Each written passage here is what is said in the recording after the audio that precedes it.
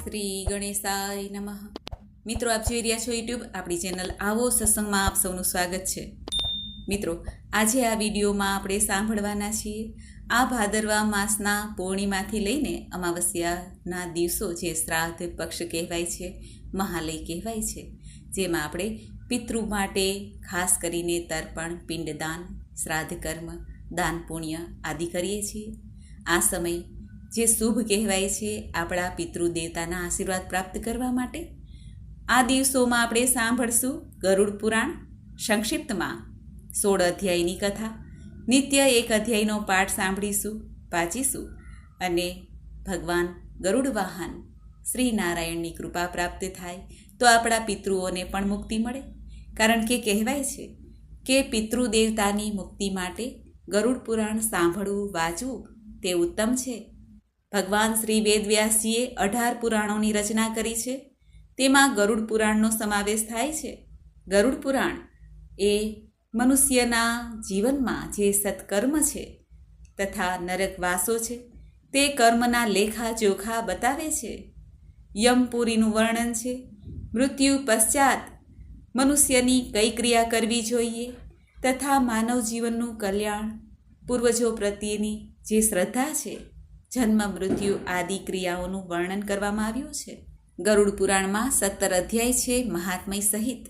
તે 17 અધ્યાય દ્વારા વેદવ્યાસજીએ ગરુડ પુરાણને સંપૂર્ણ રીતે આલેખ્યું છે.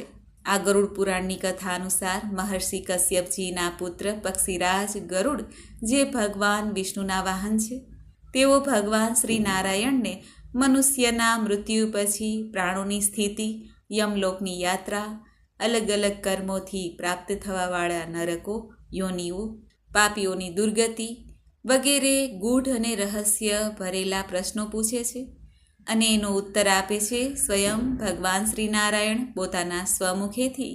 એ દ્વારા ગરુડ પુરાણની રચના થઈ છે, જેને ગારુડી વિદ્યા પણ કહેવાય છે. ગરુડ પુરાણ તે મૃત્યુ ઉપરાંત વાંચવા સાંભળવાનો મહિમા છે, પરંતુ આવું નથી. ગરુડ પુરાણ એ વૈષ્ણવ ગ્રંથ છે.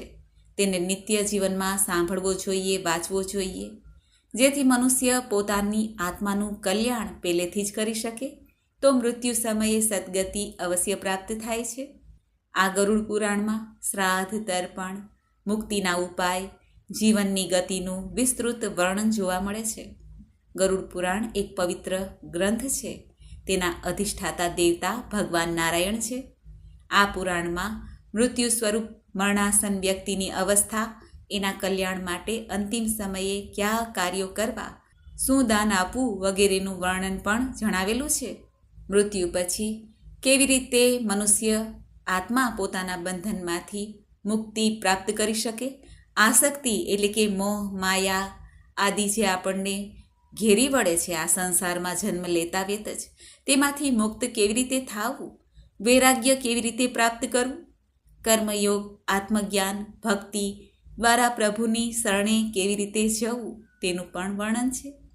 જન્મ મરણના બંધનમાંથી મુક્તિ પ્રાપ્ત કરવા, મોક્ષ પ્રાપ્ત કરવા આ ગરુડ પુરાણ અવશ્ય સાંભળવું જોઈએ, વાંચવું જોઈએ. આપણા પિતૃગણ કે જેઓ સ્વર્ગે સિધાવી ગયા છે, તેમના કલ્યાણ માટે પણ તેમના વંશજો આ ગરુડ પુરાણ અવશ્ય સાંભળે અથવા વાંચે. પિતૃ દેવતાને ઉત્તમ ગતિની પ્રાપ્તિ અવશ્ય થાય છે. સંતાનોની મનોકામના પૂર્ણ થાય છે, વંશવૃદ્ધિ થાય છે, સંપત્તિ સુખ પ્રાપ્ત થાય છે. ગરુડ પુરાણનું શ્રવણ પઠન કરનાર પોતાના તમામ પાપોથી છૂટી જાય છે, મુક્તિ પામે છે અને અંતે વિષ્ણુલોકમાં ભગવાન શ્રી હરિ સાથે સુખેથી રહે છે. એવું મહાત્મય છે ગરુડ પુરાણ સાંભળવાનું, વાંચવાનું. મિત્રો, આપણે આજના શુભ દિવસે ગરુડ પુરાણ અધ્યાય 1 સાંભળવાના છીએ. પાપીઓના દુઃખનું વર્ણન. બોલો ભગવાન શ્રી લક્ષ્મીપતિ ગરુડ વાહન નારાયણની છે. શ્રી વેદવ્યાસજીએ ગરુડ પુરાણની રચના પૂર્વ ગ્રંથની નિર્વિઘ્ને સમાપ્તિ માટે મંગલાચરણમાં ભગવાન શ્રી હરિને સર્વશ્રેષ્ઠ વૃક્ષ કહીને સ્તુતિ કરેલ છે. ભગવાન રૂપી વૃક્ષના ધર્મ સ્વરૂપ દ્રઢ મૂળ છે. વેદ તેમની શાખાઓ છે, જેનાથી તે વધુ દ્રઢ બંધાય છે. પવન આદિ કોઈ પણ શક્તિ તેને હટાવી શકતી નથી. વેદ આ વૃક્ષનું થડ છે, પુરાણ શાખાઓ છે અને જ્ઞાન, તપ, દ્રવ્યમય, યજ્ઞ આદિ એમના પુષ્પો છે. આવા શ્રી હરિરૂપી વૃક્ષના આશ્રિત જીવોને મોક્ષરૂપી ફળ પ્રાપ્ત થાય છે. બોલો ભગવાન શ્રી નારાયણની છે. પ્રાચીન સમયની વાત છે. નેમિસારણ્ય ક્ષેત્રમાં સોનક વગેરે ઋષિઓએ અનેક મહર્ષિઓની સાથે 1000 વર્ષ સુધી ચાલવાવાળા યજ્ઞની શરૂઆત કરી હતી. આ યજ્ઞ કરવાથી એમને સૌને મોક્ષ મળે અને સ્વર્ગની પ્રાપ્તિ થઈ શકે એવામાં અચાનક જ સૂતજી ત્યાં આવ્યા. ત્યારે સર્વ ઋષિઓ હર્ષ વિભોર થઈને સૂતજીનો આદર સત્કાર કરવા લાગ્યા. હર્ષિત થવાનું એક વિશેષ કારણ એ પણ હતું કે સૂતજી પૌરાણિક કથાઓ કહેવામાં સિદ્ધહસ્ત હતા અને એમણે અલગ અલગ રૂપોથી અનુભવ પણ પ્રાપ્ત કર્યો હતો. આ બાબતમાં સૌ ઋષિઓને જાણ હતી. માટે તેઓ સૂતજીને કહેવા લાગ્યા, હે ઋષિવર, તમે અમને આ સૃષ્ટિ, ભગવાન, યમલોક અને અન્ય શુભાશુભ કર્મોના સંયોગમાં મનુષ્ય કયા રૂપને પ્રાપ્ત કરે છે એ બતાવવાની અમારા પર કૃપા દ્રષ્ટિ કરો. ત્યારે સૂતજી બોલ્યા, હે ઋષિમુનિઓ, આ સૃષ્ટિના કર્તા નારાયણ વિષ્ણુ છે. જેઓ જળમાં નિવાસ કરે છે માટે તેમનું નામ નારાયણ છે. લક્ષ્મીજીના જેઓ સ્વામી છે અને એમણે અનેક અવતાર ધારણ કરીને પૃથ્વી પરના અધર્મનો નાશ કર્યો છે, પૃથ્વી પરના ભારને ઓછો કર્યો છે. આ રીતે પૃથ્વીની રક્ષા કરી છે. ભગવાન નારાયણે રામજીનો અવતાર લઈને રાવણનો વધ કરીને આ પૃથ્વીની રક્ષા કરી, ત્રાસમાંથી મુક્તિ અપાવી. નૃસિંહ અવતાર ધારણ કરીને પ્રહલાદજી જેમના ભક્ત હતા તેમની રક્ષા કરી, હિરણ્યકશિપુનો ઉદ્ધાર કર્યો. આમ ભગવાન નારાયણે એવા અનેક જન્મો લઈને દૈત્યોને મોક્ષે તથા પૃથ્વીની સદૈવ રક્ષા કરી. માટે જ ભગવાન નારાયણ વિષ્ણુ સૃષ્ટિના આદિ કરતા, પાલન અને રુદ્રના રૂપમાં સંહાર કરવાવાળા છે. ભગવાન વિષ્ણુ એ જ વરાહનું રૂપ ધારણ કરીને પૃથ્વીનો ઉદ્ધાર કર્યો હતો. ભગવાન વિષ્ણુનો જ અંશ વેદવ્યાસજી છે અને વેદવ્યાસજીએ પુરાણોની સૃષ્ટિ રચના કરી છે.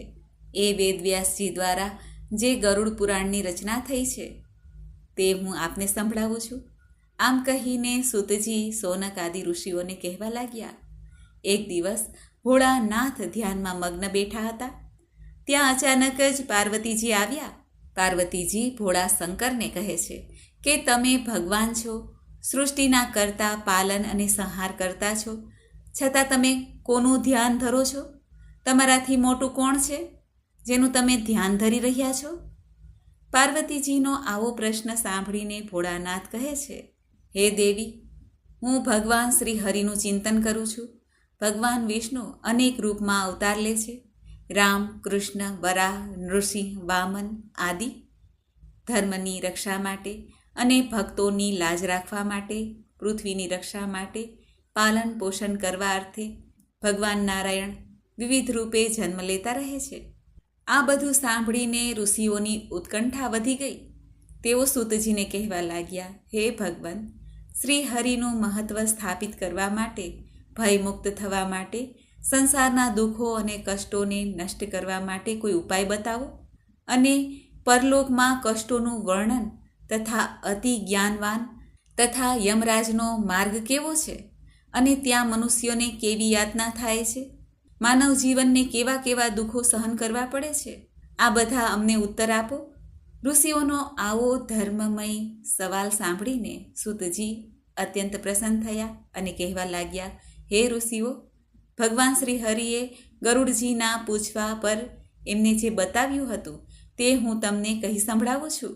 આમ કહીને સૂતજી કહે છે, યમનો માર્ગ અતિશય યાતનાવાળો અને દુર્ગમ માર્ગ છે, છતાં પણ હું તમારા લોકોના કલ્યાણ માટે એનું વર્ણન કરું છું.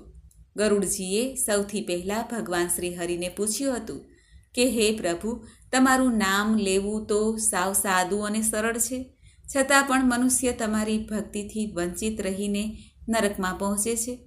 તમારી ભક્તિના અનેક માર્ગ છે, એમની અનેક ગતિઓ છે. હે પ્રભુ, તમે મને જણાવ્યું પણ હતું કે જેઓ ભક્તિથી વિમુખ થાય છે તેમના માટે દુર્ગમ માર્ગ હોય છે.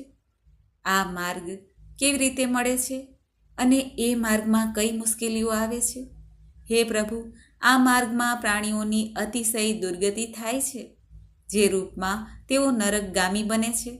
મને એ બધું વિસ્તારથી સંભળાવો. ગરુડજીની આવી વિનયથી ભરેલી પ્રાર્થના સાંભળીને ભગવાન નારાયણ મંદ મંદ હસતા હસતા બોલ્યા, હે ગરુડજી, તમારા પૂછવા પર હું યમ માર્ગનું વર્ણન કરું છું, કેમ કે આ માર્ગથી થઈને પાપી જીવ યમલોકમાં જાય છે. આ વર્ણન અતિશય ભયંકર અને કારમું દુઃખદાયક છે. જે પોતાના સન્માનિત માનીને ઉગ્ર રહે છે અને ધન તથા મર્યાદાના ગર્વથી યુક્ત છે, તથા રાક્ષસી ભાવને પ્રાપ્ત થઈને દેવી શક્તિરૂપી સંપત્તિથી હીન હોય છે. જે કામ અને ભોગમાં લીન રહે છે અને બીજું કંઈ કામ સૂઝતું નથી, બસ તેની નજર કામમાં જ રહે છે. જેમનું મન મોહ માયામાં ફસાયેલું છે, તેઓ અપવિત્ર નરકમાં પડે છે. પરાઈ સ્ત્રીઓ અને પરાયા ધનનું હરણ કરવા માટે અનેક પ્રકારના ઉપાયો વિચારે છે. સ્ત્રી, પુરુષ, સંતાન આદિના મોહ માયામાં પડ્યા રહે છે. કામ ભોગ સિવાય બીજું કંઈ જ એમને સૂઝતું નથી. એવા પાપાત્મા અપવિત્ર નરકમાં પડે છે. જે મનુષ્ય જ્ઞાનવાન થઈને પણ સદાય દુષ્કર્મોથી બચતો રહે છે, તે પરમ ગતિને પ્રાપ્ત થઈને મોક્ષને પ્રાપ્ત થાય છે. પાપાત્મા આત્મા આ લોકમાં અનેક ભયાનક યાતનાઓ અને દુઃખો ભોગવે છે અને અંતમાં યમ યાતના ભોગવે છે. પાપી આત્માનો આ લોકમાં જે પ્રકારના દુઃખો પ્રાપ્ત થાય છે, હે ગરુડજી, તે તમે ધ્યાનથી સાંભળો. તે યમયાતના કેવી મળે છે તેનું હું વર્ણન તમને સંભળાવું છું. આમ કહીને ભગવાન નારાયણ ગરુડને કહે છે, હે ગરુડ, મનુષ્ય સંસારમાં જન્મ ધારણ કરીને પોતાના પૂર્વજન્મના સંચિત કરેલા પુણ્ય અને પાપને લીધે સારા અને ખોટા ફળ ભોગવે છે. વૃદ્ધાવસ્થામાં શેષ અશુભ કર્મના ફળરૂપે શરીરમાં કોઈ ભયાનક વ્યાધિ થાય છે. યા તો હાથ પગ ભાંગવાથી અપંગ બને છે, અથવા તો સંતાન દ્વારા હેરાન પરેશાન થઈને ભયાનક યાતના ભોગવે છે. અંતે મરણના ભય અને આપત્તિના કારણે તે હતાશ નિરાશ થઈ જાય છે. તેના મુખ પરનું હાસ્ય સદાય ગાયબ થઈ જાય છે, છતાં તે જીવવાની આશા રાખે છે. યુવાવસ્થામાં જેઓનું પોષણ કર્યું છે એવા પુત્ર પુત્રીથી શોષણ થવા છતાં વૈરાગ્ય આવતું નથી. ત્યાં જ બળવાન જબરજસ્ત સાપની જેમ કાળ અચાનક જ એના માથે આવી અને ડોકાય છે. વૃદ્ધાવસ્થાના કારણે રૂપ વિનાનો કદરૂપો બનીને ઘરમાં જ મરેલાની જેમ રહે છે. સંતાનો દ્વારા અપમાનિત થઈને અપાયેલું ભોજન કૂતરાની જેમ ખાય છે. રોગ, બીમારી, મંદાગ્નિના કારણે એનો ખોરાક ઓછો થઈ જાય છે. હરવા ફરવાની એની શક્તિ પણ ઓછી થઈ જાય છે. વધારે કફથી શ્વાસ નળીઓ રૂંધાઈ જાય છે. શ્વાસ લેવા કે બહાર ધકેલવામાં પણ અડચણ થાય છે. ઉધરસ, શ્વાસના રોગ આદિથી કંઠ ભરાઈ જાય છે. શરીરમાં ચેતના હોવાને કારણે ખાટલામાં પડ્યો વિચારતો રહે છે કે પરિવારજનોથી ઘેરાયેલો તે મોતની સમીપ પહોંચી ગયો હોય છે. કોઈ બોલાવે તો બોલી શકાતું નથી. આવી સ્થિતિમાં હોવા છતાં ઘર પરિવારના પાલન પોષણમાં એનો જીવ અટવાયેલો રહે છે. પરિવાર પ્રત્યેના મોહ માયામાં અટવાયેલો તે રડતો રડતો મરણ પામે છે. ભગવાન શ્રી નારાયણ ગરુડને કહે છે, હે ગરુડ, મૃત્યુના સમયે દેવતાઓની સમાન પ્રાણીઓની પણ દિવ્ય દ્રષ્ટિ થઈ જાય છે. તે સંસારને પ્રભુમય જુએ છે અને કંઈ પણ બોલવાને અસમર્થ થઈ જાય છે. ઇન્દ્રિયોની વ્યાકુળતાથી ચૈતન્ય પ્રાણી પણ મૂળની સમાન બની જાય છે. આ કારણે નજીક આવેલા યમદૂતોના ભયથી પોતાના સ્થાનથી ચલાયમાન થઈ જાય છે. જ્યારે પ્રાણી વગેરે પાંચેય તત્વો પોતાના સ્થાનથી ચાલે છે, એટલે કે ધરતી, આકાશ, પૃથ્વી, અગ્નિ, વાયુ, આ પાંચેય તત્વો શરીરની બહાર નીકળવા માંડે છે, ત્યારે મરતા સમયે પાપીની એક ક્ષણ પણ કલ્પની સમાન વીતે છે. ખૂબ જ યાતના થાય છે. 100 વીંછીના કરડવાથી જે પીડા થાય છે, એટલી યાતના, વ્યથા તે મૃતક ભોગવે છે. યમદૂતોના ભયથી એ જીવના મોંમાંથી લાળ ઝાડ પડવા લાગે છે. આથી પાપીઓના પ્રાણવાયુ ગુદાના માર્ગમાંથી નીકળે છે. પ્રાણ નીકળતા સમયે પ્રાણીઓને યમદૂત મળે છે, જે ભયાનક ક્રોધથી લાલ નેત્રવાળા હોય છે, ભયાનક ચહેરાવાળા, હાથમાં પાસ અને દંડ લઈને ઊભા હોય છે, તથા નગ્ન શરીર અને દાંતને પીસતા હોય છે. ઉપર ઉઠેલા કેસવાળાની સમાન કાળા આડા તેડા મુખવાળા વિશાળ નખરૂપી શસ્ત્રવાળા યમદૂત ત્યાં આવીને ઉપસ્થિત થઈ જાય છે. દૂતોને જોઈને ભયથી પ્રાણી મળમૂત્રનો ત્યાગ કરવા લાગે છે.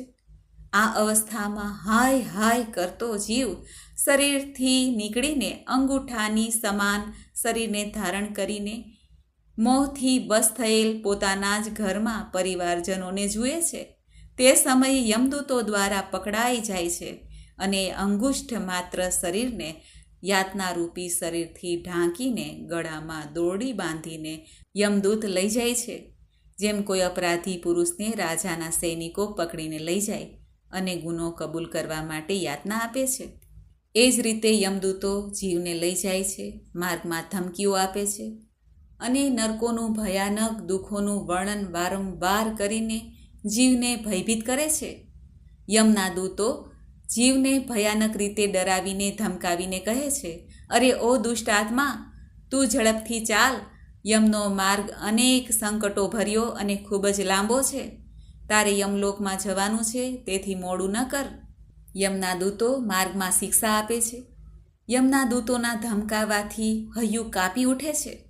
ભયથી ધ્રુજતો તે જીવ પોતે આચરેલા પાપ કર્મને યાદ કરે છે. યમ માર્ગમાં આ પાપી જીવને અનેક પ્રકારની યાતનાઓ ભોગવવી પડે છે. સૂર્યના તેજ અને હવાની પ્રબળતાથી જે તાપ લાગે છે, તેનાથી તે ગરમ રેતીમાં ચાલીને જાય છે. છાંયડો કે વિશ્રામ રહિત માર્ગમાં ચાલવું પડે છે, જેમાં તે અસમર્થ થઈ જાય છે. ત્યારે એ જીવને ચાબુકથી મારીને યમદૂત ઢસડે છે. એવા મુશ્કેલ માર્ગમાં ચાલવાથી તે જીવ થાકીને મૂર્છિત થઈ જાય છે. અંધકારમય યમલોકમાં પહોંચી જાય છે. જીવ 3 અથવા 2 મુહૂર્તમાં યમલોકમાં પહોંચી જાય. યમદૂત તેને ઘોર નરકની યાતના આપે છે અને પાપોનું ફળ ભોગવવા માટે મજબૂર કરે છે. યમલોકમાં પહોંચીને જીવ યમરાજના દર્શન તથા 1 મુહૂર્તમાં ઘોર નરકોની યાતનાઓ જોઈને યમરાજની આજ્ઞાથી ફરી મનુષ્યલોકમાં આવે છે. અહીં આવવા પર પુનઃ પોતાના પહેલાંના શરીરમાં પ્રવેશ કરવાની ઈચ્છા કરે છે, પરંતુ યમદૂતો તેને પાસથી બાંધી રાખે છે. આ કારણે તે ભૂખ તરસના અસહ્ય દુઃખને સહન કરીને વિકળ થઈને રડવા લાગે છે. મૃત્યુના સમયે સંતાનો દ્વારા આપવામાં આવેલા પિંડને તથા મરણના સમયે આપવામાં આવેલા દાનને જીવ ખાય છે, ત્યારે પણ તે પાપી જીવની તૃપ્તિ થતી નથી. એના સંતાનો દ્વારા આપવામાં આવેલ દાન, શ્રાદ્ધ, પિંડદાન, જલાંજલિ આદિ પાપી રૂપના કારણે આ જીવને તૃપ્તિ થતી નથી. પિંડદાન આપવા પર પણ તે અતિશય ભૂખથી વધારે વ્યાકુળ થઈ જાય છે. ભગવાન નારાયણ ગરુડને કહે છે, હે ગરુડ, એ પિંડના પ્રતિદિન 4 ભાગ થાય છે. એમાંથી 2 ભાગ પંચભૂતો માટે હોય છે, જેનાથી દેહની પુષ્ટિ થાય છે. 3જો ભાગ યમદૂતોને મળે છે અને 4થો ભાગ પ્રેતને ખાવા મળે છે. આ રીતે પ્રેતને 9 દિવસ સુધી પિંડદાન આપવા માટે તથા 10મા દિવસે પિંડદાનથી પ્રેતનું શરીર નિર્મિત થાય છે અને ચાલવામાં તે થોડો સમર્થ થાય છે. ભગવાન નારાયણ ગરુડને કહે છે, હે પક્ષીઓમાં શ્રેષ્ઠ ગરુડ, પૂર્વ શરીર અગ્નિમાં બળી ગયા બાદ સંતાનો દ્વારા આપવામાં આવેલા પિંડોથી એ જીવને નવો દેહ મળે છે અને એ જીવ 1 હાથ જેટલું નાનકડું શરીર મેળવીને યમ માર્ગમાં પોતાના શુભ અશુભ કર્મોને ભોગવે છે. ગરુડજીને ભગવાન નારાયણ કહે છે, હે ગરુડ, હવે હું તને 10 દિવસના આપવામાં આવેલા પિંડથી જે પ્રકારે શરીર બને છે એનું વર્ણન કરું છું, તે પણ સાંભળ. પહેલા દિવસના પિંડથી માથું, બીજા દિવસના પિંડથી ગરદન અને ખંભો, ત્રીજા દિવસના પિંડથી હૃદય બને છે, ચોથા દિવસના પિંડથી પીઠ, પાંચમા દિવસના પિંડથી નાભી ઉત્પન્ન થાય છે, છઠ્ઠા દિવસના પિંડથી કમર, ગુદા, લિંગ, યોનિ અને માંસપિંડ વગેરે બને છે. સાતમા દિવસના પિંડદાનથી હાડકાં તૈયાર થાય છે અને આઠમા તથા નવમા દિવસના પિંડદાનથી જાંઘો તથા પગ બને છે. 10મા દિવસના પિંડથી શરીરમાં ભૂખ અને તરસ ઊભી થાય છે. પિંડથી પેદા થયેલ શરીરનો આશ્રય લઈને ભૂખ તરસથી તડપતો પ્રેત 11મા અને 12મા દિવસે શ્રાદ્ધમાં આપેલું ભોજન કરે છે. 13મા દિવસે યમદૂતના પાસમાં બંધાયેલો એ જીવ વાંદરાની જેમ યમલોકમાં જાય છે. ભગવાન શ્રી નારાયણ ગરુડને કહે છે, હે ગરુડ, વૈતરણીને છોડીને ફક્ત યમલોક 86,000 યોજન વિસ્તારમાં ફેલાયેલું છે. હવે આ જીવને દરરોજનું 24 કલાકમાં 247 યોજન યમદૂતોની સાથે સતત ચાલવું પડે છે. ચાલવાવાળા આ માર્ગમાં 16 નગર આવે છે, જેને પસાર કર્યા પછી જ ધર્મરાજના નગરમાં એ જીવ પહોંચે છે. એ નગરોના નામ આ પ્રમાણે છે: સૌમ્યપુર, સૌરીપુર, નગેન્દ્ર ભવન, ગંધર્વ, શૈલાગામ, કૌચકરપુર, વિચિત્ર ભવન, દુઃખદ, નાના કંદપુર, સુતપ્ત ભવન, રૌદ્રનગર, પર્યાવર્ષણ, સીતાદય, ધર્મપુર અને 16મું નગર છે યમપુરી. યમના પાસમાં બંધાયેલો એ પાપી જીવ માર્ગમાં રોતો કકડતો પોતાના ઘરને છોડીને યમલોકમાં જાય છે. યમલોકમાં જવાવાળો પાપી જીવ અનેક ભયાનક યાતનાઓ અને કષ્ટોને સહન કરતો પીડિત થતો રહે છે. તેની પીડાનો અંત આવતો જ નથી.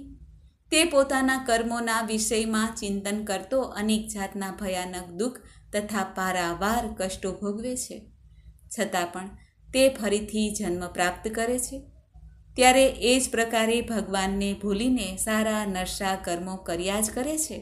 ઇતિ શ્રી ગરુડ પુરાણે સારોદ્ધારે પ્રથમો અધ્યાય સંપૂર્ણ. બોલો ભગવાન ગરુડ વાહન નારાયણ લક્ષ્મીપતિની જય. ગરુડ પુરાણ જે કોઈ ભક્તો સાંભળે કે વાંચે તેનું પણ કલ્યાણ થાય છે અને પિતૃદેવતાને મુક્તિ મળે છે. એવું શુભ અને મહાગ્રંથ ભગવાન નારાયણ દ્વારા સ્વયં કહેલ ગરુડજી દ્વારા જે સાંભળવામાં આવ્યો તે ગરુડ પુરાણ છે. ભગવાન વેદવ્યાસજીને આપણે પ્રણામ કરીએ અને ગરુડ પુરાણને આપણે નિત્ય સાંભળીએ. બોલો ભગવાન શ્રી લક્ષ્મીપતિની જય. ઓમ નારાયણાય વિદ્મહે વાસુદેવાય ધીમહિ તન્નો વિષ્ણુ પ્રચોદયાત. મિત્રો, મને સાંભળવા માટે ધન્યવાદ. આપ સૌને મારા જય શ્રી કૃષ્ણ.